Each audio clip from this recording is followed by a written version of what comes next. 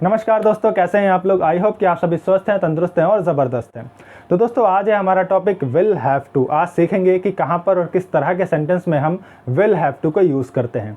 तो दोस्तों आपको क्या याद रखना है, सबसे पहले आपको पहचान याद रखनी है कि कोई भी ऐसा हिंदी का सेंटेंस जहाँ पर क्या आ जाए, करना पड़ेगा। क्या आ जाए दोस्तों, करना पड़ेगा,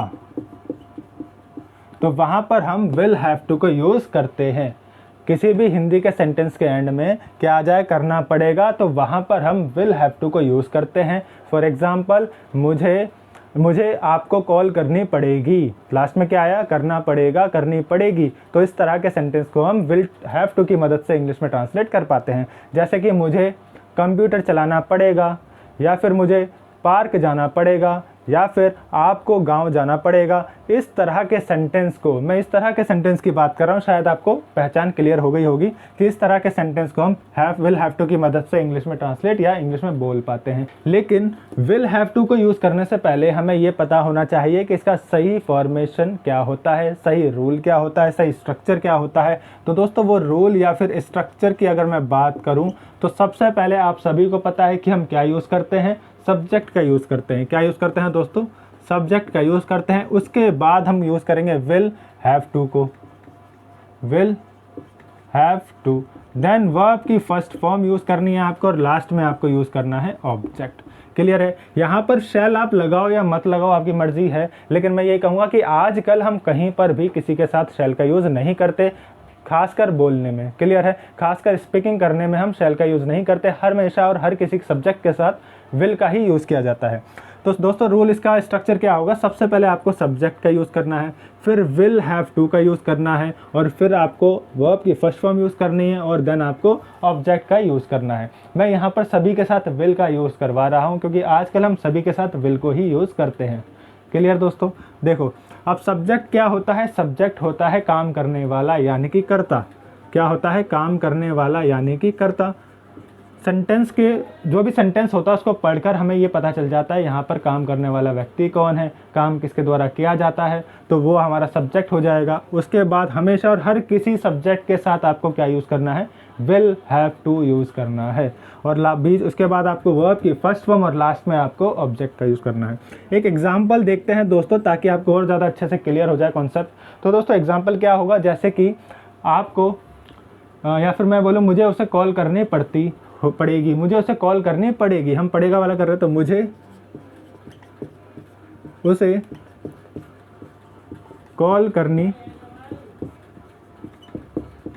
पड़ेगी। सेंटेंस क्या है, एग्जाम्पल क्या है दोस्तों, मुझे उसे कॉल करनी पड़ेगी। पहचान क्या हुई, करना पड़ेगा।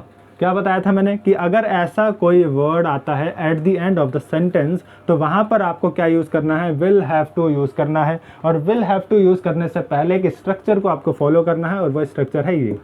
क्लियर दोस्तों। तो सबसे पहले आएगा सब्जेक्ट। सब्जेक्ट क्या होता है, काम करने वाला यानी कि कर्ता। यहाँ पर किस व्यक्ति के द्वारा काम करना पड़ेगा, और वह व्यक्ति है मुझे, मतलब कि आई। मुझे के लिए क्या यूज़ करूँगा मैं, आई। सब्जेक्ट हमारा हुआ आई। उसके बाद विल हैव टू हमेशा लगाना है। सब्जेक्ट कुछ भी हो, आई हो, वी हो, शी हो, दे हो, यू हो, कुछ भी हो, वहाँ पर आपको विल हैव टू ही यूज़ करना है। क्या यूज़ करना है, विल ही यूज़ करना है हमेशा, और उसके बाद हैव टू का यूज़ होगा। I will have to. अब आएगा वर्ब की फर्स्ट फॉर्म, मुझे उसे कॉल करना पड़ता है। वर्ब क्या है, कॉल करना, और इसे कॉल ही कहते हैं। I will have to call किसे, उसे। ऑब्जेक्ट क्या हो जाएगा, हिम अगर लड़का है, हर अगर लड़की है। ठीक है। I will have to call him, मुझे उसे कॉल करना पड़ेगा, या फिर मुझे उसे कॉल करना पड़ेगा, तो मैं हर भी लगा सकता हूँ यदि लड़की है तो। I will have to call her हो जाएगा। क्लियर दोस्तों। एक एग्जाम्पल और देखते हैं, फिर नेगेटिव सेंटेंस भी इसका बहुत ही ईजी होता है।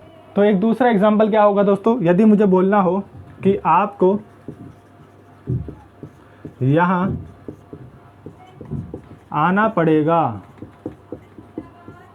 आपको यहाँ आना पड़ेगा, तो इसको इंग्लिश में कैसे ट्रांसलेट करूँगा मैं। सबसे पहले तो मैं पहचान देखूँगा, कुछ कार्य करना पड़ेगा, तो मतलब कि विल हैव टू मुझे यूज़ करना है। और यहाँ पर सबसे पहले मैं इस रूल को फॉलो करूँगा। और रूल क्या है, सबसे पहले रूल कहता है कि सब्जेक्ट यूज़ करो, फिर कहता है विल हैव टू यूज़ करो, फिर वर्ब की फर्स्ट फॉर्म, फिर ऑब्जेक्ट। तो सबसे पहले सब्जेक्ट यूज़ करूँगा, तो यहाँ पर कार्य करने वाले व्यक्ति को सब्जेक्ट कहते हैं।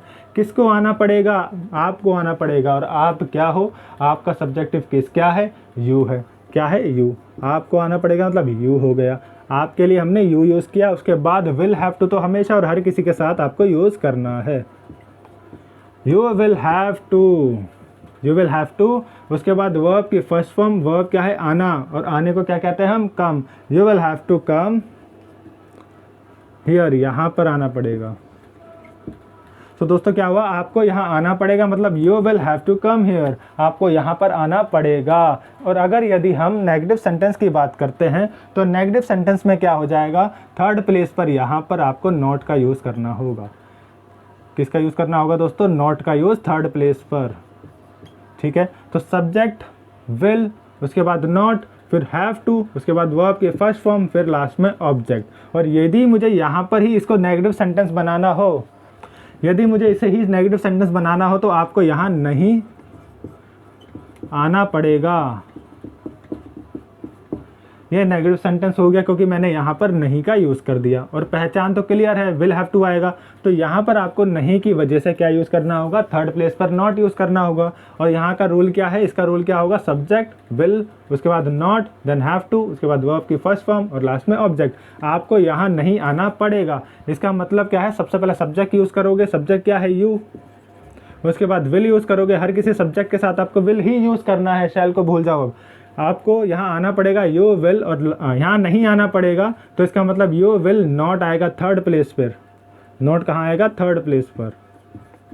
यू विल नॉट, फिर आएगा हैव टू, और वर्ब की फर्स्ट फॉर्म क्या है, आना, कहाँ पर, यहाँ पर।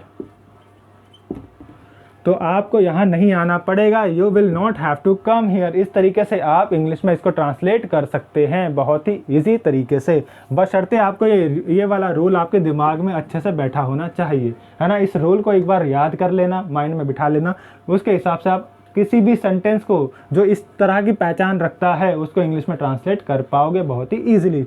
ठीक है दोस्तों, तो आपको यहाँ नहीं आना पड़ेगा, you will not have to come here. और इसी तरीके से आप भी बहुत सारे सेंटेंस इंग्लिश में ट्रांसलेट कर सकते हो। तो दोस्तों आज की वीडियो यहीं तक समाप्त करते हैं। ठीक है दोस्तों, तो फिर मिलेंगे एक नई वीडियो के साथ, एक नई अंदाज के साथ। तब तक के लिए धन्यवाद दोस्तों।